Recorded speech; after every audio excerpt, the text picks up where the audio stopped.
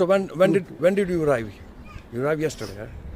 yesterday. 20. No, 20. say it in Telugu. 29వ తారీఖు మేము వచ్చాం, ఇజ్రాయెల్ దేశంలో ఎంటర్ అయ్యాం. కనుక అప్పటి నుంచి సాఫీగా ఎంతో సంతోషంగా ఇజ్రాయెల్ దేశం వెళ్తున్నాం. ఇంకా 3 రోజులు ఉంటాం ఇక్కడ వారానిగా అదేం లేదు. రావాలనుకున్న ప్రతి ఒక్కరు సంతోషంగా హ్యాపీగా మీరు సిద్ధపడి యెరూషలేమును ప్రేమించి చక్కగా మీరు రావాలని ప్రభు పేరట మీకు మనం చేయించున్నాం. Praise the Lord. Thank you. So please visit the Holy Land. We are in the beautiful day in Jerusalem. We are visiting Mount Olive, the Dominus Flevit. Here you can see the old city. You can see the old city. You can see the dome of the rock. You can see the golden dome. You can see the black dome, which is Lakska. Here you can see the Golden Gate. From here Jesus Christ went to the Mount Zion. So please do not fear. No fear. Please come. No threatening.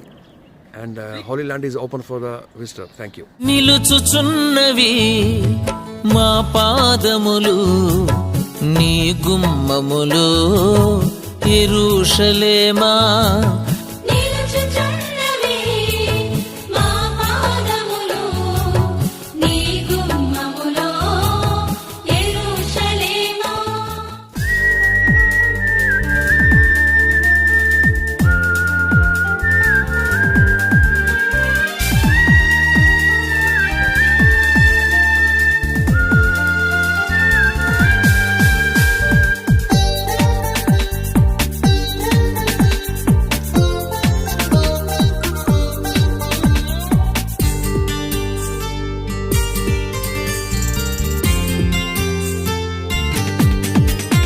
దేవుని ఘనమైన నామమునకు స్తోత్రములు.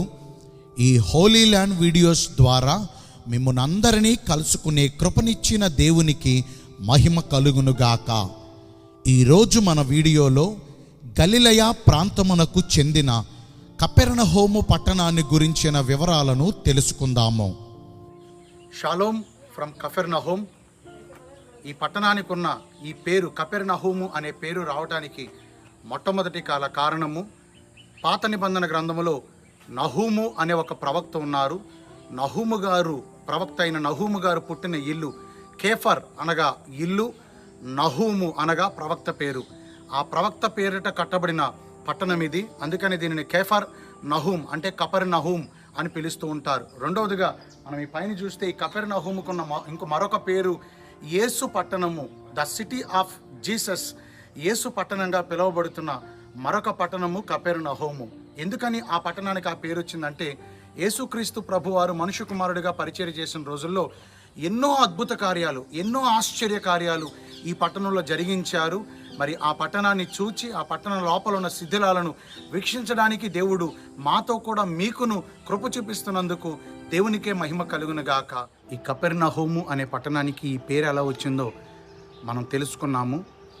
ఇది పాత నిబంధన గ్రంథములో ప్రవక్త అయినటువంటి నహూము గారి యొక్క నివాసము ఈ పట్టణంలోనే, ఈ శిథిలాలలోనే ఒక శిథిలం మధ్యన ఉన్నది. ఆ శిథిలాలు మనం చూస్తున్నాం. ఎగ్జాక్ట్లీ ఇదే అని చెప్పలేకపోయినప్పటికీ ఇలాంటి శిథిలాల మధ్యనే ఆయన నివాసం ఉంది. ఆర్కియాలజీ డిపార్ట్మెంట్ వారు పరిశోధన చేసినప్పుడు ఈ కపెర్నహూము ఈ పట్టణానికి ఆ పేరు రావడానికి గల కారణం కూడా ఏంటంటే, కేఫర్ అనగా నివాసము, నహూము అనగా నహూము గారి పేరు. కేఫర్ నహూమ్, దీన్ని ఒరిజినల్ ప్రొనౌన్సియేషన్ పిలవాలంటే కేఫర్ నహూమ్ అంటే కపెర్నహూము అనే పేరట పిలువబడుతుంది. ఇది నహూము గారి నివాసములలో ఒకటి. దీనిని చూచే భాగ్యం దేవుడు మనకి ఇచ్చారు. ఇదిగో ప్రస్తుతానికి మనం అలనాటి కపెర్నహూము పట్టణం యొక్క శిథిలాలను చూస్తూ ఉన్నాము. ఇశ్రాయేలీయుల చిరకాల శత్రువులైన అషూరియుల సామ్రాజ్యము యొక్క ముఖ్య పట్టణమైన నినివే పట్టణము యొక్క పతనమును గురించి క్రీస్తు పూర్వము 7వ శతాబ్దములో ప్రవక్త అయిన నహూము ఈ కపెర్నహూము పట్టణము నుండే దేవుని దర్శనమును పొంది తన గ్రంథములో రచించాడు. యేసు శిష్యులైన సీమోను పేతురు, ఆంద్రయ, యాకోబు, యోహాను మరియు పన్నులు వసూలు చేసే మత్తయి అనువారు నివసించింది ఈ కపెర్నహూము పట్టణములోనే. ప్రభువైన యేసు, ఆయన తల్లి అయిన మరియమ్మ గారు, ఆయన సహోదరులు మరికొంతమంది శిష్యులు ఈ కపెర్నహూము పట్టణములో నివసించుట వలన ఈ పట్టణమునకు యేసు పట్టణము అనే పేరు కూడా వచ్చింది. ఈ కపెర్నహూము పట్టణము ఒకప్పుడు చేపల వ్యాపారానికి గొప్ప వాణిజ్య కేంద్రంగా ఉండి ఎంతో దేదీప్యమానంగా వెలిగిపోయేది. అయితే ఆ పట్టణము చేసిన దోషక్రియల వలన లూకా శుభవార్త 10వ అధ్యాయము 15వ వచనములో ప్రభువైన యేసు ఈ పట్టణాన్ని శపించగా ఆ తదుపరి అది కోల్చబడి నేటి వరకు ఇలా శిథిలాలుగానే మిగిలిపోయింది. ఇప్పుడు మనం ఈ కపెర్నహూము పట్టణములో యేసు చేసిన కొన్ని అద్భుతమైన సంఘటనల గురించి విందాము. ఈ కపెర్నహూము పట్టణములో ఒక ప్రధాని కుమారుడు రోగి అయి చావ సిద్ధమై ఉండగా అతడు యేసును వేడుకున్నప్పుడు యేసు ఏ గడియలో తనకు మాట ఇచ్చారో ఆ గడియలోనే తన కుమారుడు తనకున్న తీవ్రమైన జ్వరము నుండి స్వస్థపరచబడ్డాడు. ఈ కపెర్నహూము పట్టణములో జరిగిన మరిన్ని అద్భుత కార్యములను గురించి మన తదుపరి వీడియోలో చూద్దాము. Praise the lord and shalom అందరికీ. ప్రస్తుతానికి మేము కపెర్నహూము పట్టణంలో ఉన్నామండి. నా వెనక మీరు చూస్తుంది పేతురు ఇల్లు, అలాగే పేతురు అత్తగారి ఇల్లు. ఒకప్పుడు పేతురు అత్తగారు తీవ్రమైన జ్వరంతో బాధపడుతున్నప్పుడు యేసుక్రీస్తు ప్రభువారు పేతురు ఇంటికి వెళ్ళి పేతురు అత్తగారిని ముట్టగా ప్రార్థించగా బలహీనురాలుగా ఉన్న పేతురు అత్తగారు స్వస్థపరచబడింది. ఆరోగ్యాన్ని పొందిన ఆమె లేచి ఆయనకు ఉపచారం చేయటం మొదలుపెట్టింది. ఆ అద్భుతం జరిగింది ఇదే ప్రాంతం మీద. ఇప్పుడు అక్కడ ఒక చక్కని అద్భుతమైన చర్చి కట్టబడిందండి. ఆ చర్చి ప్రాంగణాన్ని మనం చూస్తున్నాం. అలాగే మీరు కాస్త నా వెనకాలకు చూడగలిగితే మీకు ఒక స్టాచ్యూ కనబడుతుంది చూడండి. అక్కడ నా వెనకాల సరిగా నా తల మీద స్టాచ్యూ కనబడుతుంది. ఫిలిప్పుదైన కైసరియా ప్రాంతానికి యేసుప్రభు వారు తన శిష్యులను తీసుకుని వెళ్ళినప్పుడు నేను ఎవరని మీరు అనుకుంటున్నారు అనగా ఒకరేమో ఏలియా అని, ఒకరేమో ఇర్మియా అని, మరొకరేమో కొందరు ప్రవక్తలని సెలవిస్తుంటే పేతురు నిలబడి నీవు సజీవుడైన దేవుని కుమారుడు అయిన క్రీస్తువు, నువ్వు మెస్సయ్యవు అని రూఢిగా సెలవిస్తాడు. వెంటనే యేసుప్రభు వారి పేతురును మెచ్చుకుని సీమోను బర్యోనా, నీవు ధన్యుడవు, ఇది నీకు ప్రభువారు దేవుడు బయలుపరిస్తే తప్ప ఈ విషయం నువ్వు చెప్పలేవు. కాబట్టి నేను నీకు ఒక అధికారం ఇస్తున్నాను, పరలోకపు తాళపు చెవులు నీకు ఇస్తున్నాను. ఈ భూమి మీద నువ్వు దేనిని బంధిస్తావో అది పరలోకంలో నేను బంధిస్తాను, ఇక్కడ నువ్వు దేన్ని విప్పుతావో అది నేను అక్కడ పరలోకంలో విప్పుతాను అని పరలోకపు తాళపు చెవులు పేతురుకి ఇస్తారు. దానికి గుర్తుగా వెనకాల ఒక పేతురు స్టాచ్యూ ఒకటి, అదేవిధంగా ఆయన చేతిలో ఒక తాళం చెవి ఉన్నట్టుగా మనకు ఒక స్టాచ్యూ కనపడుతుంది. ఇవన్నీ చూచే కృపనిచ్చిన దేవునికి మహిమ కలుగునుగాక. And thanks to our Leora world tours and travels director గారు బ్రదర్ కారుమంచి ప్రశాంత్ గారికి మా ప్రత్యేకమైన కృతజ్ఞతలు మా అందరి తరపున తెలియజేస్తున్నాం. ప్రస్తుతానికి మనం చూస్తున్న ప్రదేశము పేతురు ఇల్లు, పేతురు అత్తగారి నివాసాన్ని మనం చూస్తున్నాము. పేతురు అత్తగారికి తీవ్రమైన జ్వరం వచ్చి బహుగా బాధపడుతున్నప్పుడు యేసుక్రీస్తు ప్రభువారు పేతురు అత్తగారి ఇంటికి వెళ్ళి ఆమెను ముట్టి ఆమె కొరకు ప్రార్థించగా ఆమెకున్న జ్వరము తక్షణమే ఆమె నుండి వదిలి వెళ్ళిపోయింది. ఆమె ఆరోగ్యం పొందింది. పేతురు కూడా ఇదే గృహంలో నివాసం చేసేవాడు. The memorial church of Saint Peter, పేతురు పేరిట కట్టిన ఒక జ్ఞాపకార్థపు చర్చ్ ఇది చూస్తున్నాం మనము. దానికి 8 పిల్లర్స్, 8 స్తంభాలు. ఆ చర్చికి 8 స్తంభాలు, ఒక్కొక్క స్తంభం ఒక్కొక్క రకంగా ఇక్కడ రాయబడింది. అదిగో ఆ చర్చ్ ఇదేనండి, దాని మ్యాప్. ఆ తర్వాత ఇక్కడ చూస్తే ఆ పట్టణపు శిథిలాలు మనం చూస్తున్నాం. ఇదంతా కూడా మీరు చదువుకోవాలంటే మత్తయి శుభవార్త 16వ అధ్యాయంలో మీకు ఇదంతా కూడా స్పష్టంగా కనబడుతుంది. కాస్త మనం అలా వెనక్కి వెళ్ళి చూస్తే పేతురు అత్తగారి నివాసం ఒకప్పుడు ఎలా ఉండేది, ప్రస్తుతానికి ఎలా ఉంది అనేది కూడా మనం ఇప్పుడు క్లియర్గా చూస్తున్నాం. ఈ పేతురు అత్తగారి ఇంటి మీదట ఒకప్పుడు పునాదులు ఇవన్నీ కూడా పేతురు అత్తగారి ఇల్లు పునాదులు, పేతురు గారి పునాదులు ఇవన్నీ కూడా మనం చూస్తున్నాం. పేతురు గారి ఇంటి పునాదులు మనం చూస్తున్నాం. ఆ ఇంటి మీద కట్టిన చర్చిను కూడా మనం ఇప్పుడు చూద్దాం. ఎంత అందంగా, ఎంత అద్భుతంగా ఆ చర్చ్ కట్టబడిందో మనం ఇప్పుడు చూస్తున్నాం. ఇదిగో మనం చూస్తున్నటువంటి ఆ చర్చ్ ఇదే. సరిగా గలిలయ సరస్సు తీరమున ఈ చర్చి ఉంటుంది. ఇది మనం చూస్తూ ఉన్నాం. చూడండి ఎంత అద్భుతంగా, ఎంత పెద్ద చర్చి ఇక్కడ కట్టబడిందో మనం పరిశీలన చేస్తూ ఉన్నాం. ఇదంతా కూడా పేతురు గారి అత్తగారి ఇల్లు, పేతురు గారి నివసించిన ప్రాంతం. ఇదంతా కూడా ఇది చూచే భాగ్యం దేవుడు మనకిచ్చారు. దేవునికే మహిమ కలుగును గాక.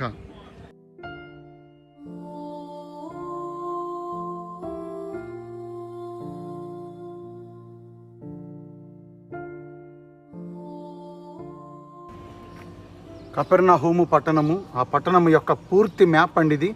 ఇదంతా కూడా, ఇది మనం చూస్తున్న ఇదంతా కూడా కపెర్నహూము పట్టణము. ఈ పట్టణాన్ని మనం చూస్తున్నాం. దాని గురించి రాయబడిన వివరాలు కూడా మనం ఇక్కడ పరిశీలన చేస్తున్నాం. ఆ పట్టణ మ్యాప్ను కూడా మనం పరిశీలన చేస్తున్నాం. ఇదంతా కూడా పేతురు అత్తగారిల్లు, పేతురు నివసించిన ప్రాంతము. మత్తయి శుభవార్త 16వ అధ్యాయములో సీమోను యేసును సజీవుడగు దేవుని కుమారుడైన క్రీస్తుగా గుర్తించినందుకు యేసు పేతురును మెచ్చుకుంటూ, సీమోను బర్ యోనా, నీవు ధన్యుడవు, మరియు నీవు కేఫావు, నీవు పేతురువు. ఆ మాటకు బండరాయి అని అర్థము. ఈ బండ మీద నా సంఘమును కట్టుదును, పాతాళలోక ద్వారములు దాని ఎదుట నిలవనేరవని పేతురుతో సెలవిచ్చారు. యేసుక్రీస్తు ప్రభువారు చెప్పినట్లుగానే ఆ పేతురు ఇంటి శిథిలాల మీద ఒక అద్భుతమైన మందిరం కట్టబడింది. రండి మనం ఆ మందిరాన్ని చూద్దాము.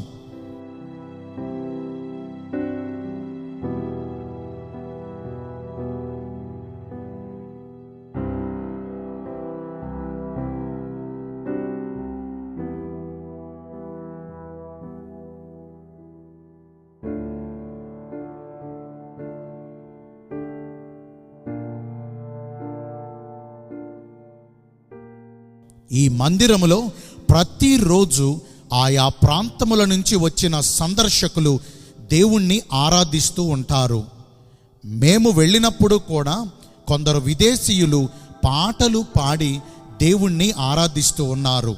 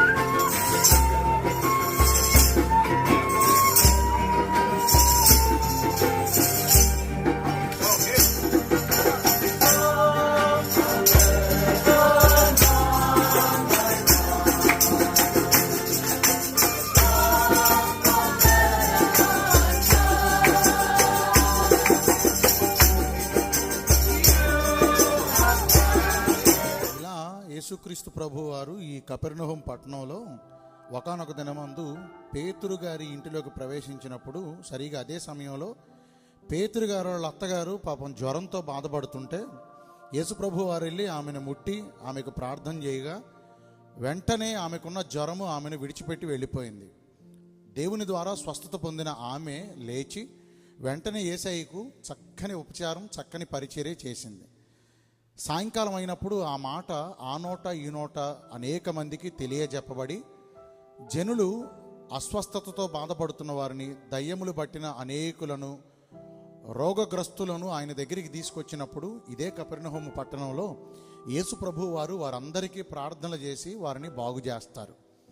ఇలా యేసుక్రీస్తు ప్రభు వారు యెషయా గ్రంథములో చెప్పబడినట్లుగా ఆ ప్రవచన వాక్కులన్నీ ఆయన జీవితంలో నెరవేర్చబడ్డాయి. ఈయనే మెస్సయ్య అనే విషయాన్ని తెలుసుకున్న ఒక శాస్త్రి ఆయన దగ్గరికి వచ్చి, యేసయ్య బోధకుడా, నువ్వెక్కడికి వెళితే నేను అక్కడికి వస్తాను, నీతో కూడా రావద్దు అని నన్ను అనొద్దు, నువ్వెక్కడికి వెళితే నేను అక్కడ ఉంటా, నీతో పాటే వస్తా, ఇక నా జీవితం అంతా నిన్నే వెంబడిస్తా అని ఆ శాస్త్రి అన్నప్పుడు అక్కడ యేసుప్రభు ఓ మాట అంటారు, నక్కలకు బొరియలున్నాయి, ఆకాశ పక్షులకు గూళ్ళు ఉన్నాయి, కానీ విచారకరమైన విషయం ఏంటంటే మనుష్య కుమారుడు తలవాల్చడానికి ఒక్కింత స్థలమైనా లేదు అని విచారాన్ని వ్యక్తం చేశారు. ఇప్పుడు ఈ లేఖనమంతా మీకు ఎందుకు చదివి వినిపించానా, యేసుక్రీస్తు ప్రభువారు అలనాడు శాస్త్రితో చెప్పిన ఆ మాట ఇదిగో ఇదే కపెర్నహూము పట్టణంలో చూడండి. ఇప్పుడు మనం చూస్తున్నాం, చూసారు ఒక బల్ల, ఆ బల్ల మీద ఎవరో ఒక మనిషిని దుప్పటి పెట్టి పడుకోబెట్టినట్టు చూస్తున్నాం కదా. ఆ దుప్పటి పరిసి పడుకోబెట్టిన మనిషి ఎవరో కాదు, యేసు ప్రభు వారికి సూచన. అల్లదిగో మనం చూస్తున్నామా, అది the city of Jesus, the town of Jesus, Capernaum. విచారకరమైన విషయం ఏంటో చెప్పనా, పట్టణానికేమో యేసు పట్టణం అని పేరుంది, కానీ యేసయ్యకు ఆ పట్టణంలో చోటు లేదు. మత్తయి శుభవార్తలో 8వ అధ్యాయంలో ఆయన చెప్పిన ఈ లేఖనం దీనిని ఉద్దేశించింది. ఈనాడు అనేక మంది జీవితాలు క్రైస్తవులను పిలిపించుకుంటున్నారు, కానీ వారి హృదయాల్లో క్రీస్తుకు చోటు లేకపోవటం, క్రీస్తును అనుసరించి నడవలేకపోవటం విచారకరం కదా. ఈ కపెర్నహూము పతనం అయిపోవటానికి ఎన్నో కారణాలున్నా అందులో ప్రాముఖ్యమైన కారణం యేసుక్రీస్తు ప్రభు వారు 3 సంవత్సరాలు జీవించారు ఈ పట్టణంలో, కానీ యేసయ్య ఉనికికి కానీ, ఆయన ప్రబోధనాలకు కానీ, ఆయన ఆత్మ సంచారానికి కానీ అక్కడ స్థలమే లేదండి. యేసుకు స్థలం లేకపోవటం వల్లే తన ఇంటిలో తాను పరాయవాడు అయిపోయాడు, తన పట్టణానికి తాను ఒక విజిటర్గా వచ్చాడు, విజిటర్గా వెళ్ళిపోయాడు. ఎంతో విచారకరమైన విషయం. ఈ బొమ్మను చూస్తున్నప్పుడల్లా అలనాడు యేసుప్రభు చెప్పిన ఈ మాట జ్ఞాపకం వచ్చి ఇది మీతో పంచుకోవాలని దీన్ని మీకు చూపిస్తున్నాను. వీక్షకులారా, యేసయ్యకు చోటిచ్చి ధన్యకరమైన జీవితాన్ని మనం పొందుకుందాం.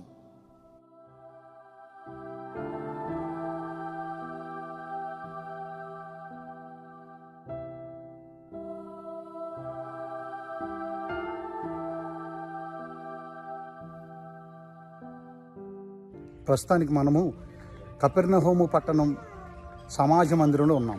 మీరు నా వెనక చూస్తుంది సమాజ మందిరం. యేసుక్రీస్తు ప్రభువారు పలుమారులు ఈ సమాజ మందిరానికి వచ్చి ఆయన ఇక్కడ బోధించారు. ఈ పట్టణానికి యేసు పట్టణం అని కూడా పేరుంది, the city of the town of Jesus అని. ఆయన ఇల్లు ఇక్కడే ఉండేది. సొంకపు గుత్తదారుడైన మత్తయి ఇల్లు, పేతురు ఇల్లు, అలాగే మరి యాయీరు గృహము అవన్నీ ఇక్కడే ఉండేవి ఈ కపెర్నహూము పట్టణంలో. ఈ పట్టణంలో యేసు చేసిన అద్భుతాలు ఎన్నో. 12 సంవత్సరాల బట్టి రక్తస్రావ రోగం కలిగిన స్త్రీని బాగు చేశారు, చనిపోయిన యాయీరు కుమార్తెను బ్రతికించారు. పేతురు అత్త జ్వరంతో బాధపడుతున్నప్పుడు ఆయన ఆ పేతురు అత్తకు ప్రార్థించి ముట్టి స్వస్థపరిచారు.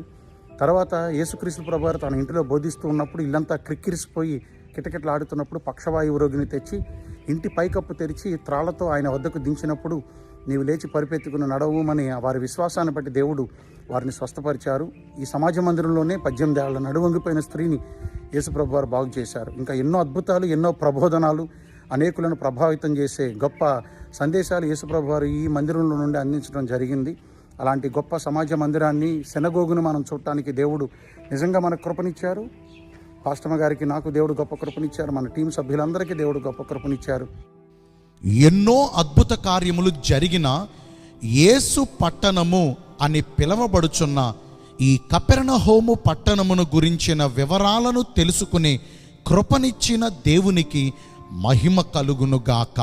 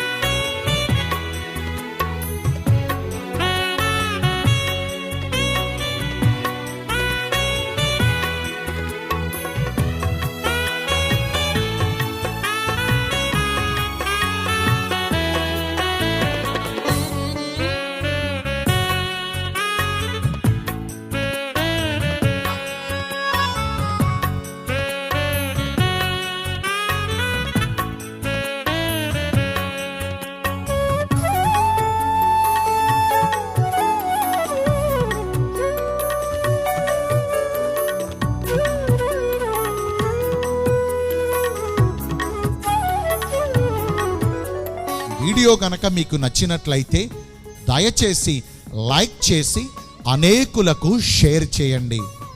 ఇలాంటి మరిన్ని వీడియోస్ మీకు అందించుట కొరకు మా కోసం ప్రార్థన చేయండి. మన ఛానల్ను తప్పకుండా సబ్స్క్రైబ్ చేసుకుని ప్రక్కనే ఉన్న బెల్ ఐకాన్ను ప్రెస్ చేయండి. తద్వారా మేము అప్లోడ్ చేసే ప్రతి వీడియో ముందుగా మీకే వస్తుంది. మరి సబ్స్క్రైబ్ చేసుకుంటారు కదూ. May God bless you richly. Thank you.